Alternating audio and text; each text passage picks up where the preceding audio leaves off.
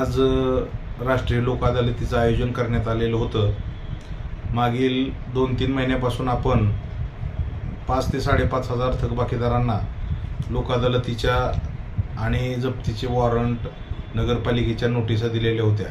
नागरिकांनी, थकबाकीदारांनी, मालमत्ताधारकांनी सदर कामास किंवा या नगरपालिकेने हाती घेतलेल्या मोहिमेस सकारात्मक प्रतिसाद देऊन सुमारे 3.5 कोटीच्या आसपास कराचा भरणा नगरपालिकेकडे केलेला आहे।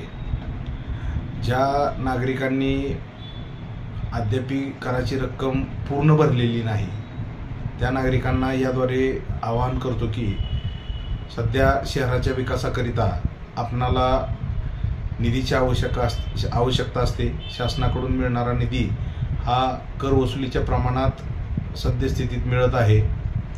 जास्तीत जास्त निधी मिळून जास्तीत जास्त विकास शहराचा होण्याकरिता नियमितपणे कराचा भरणा आवश्यक आहे।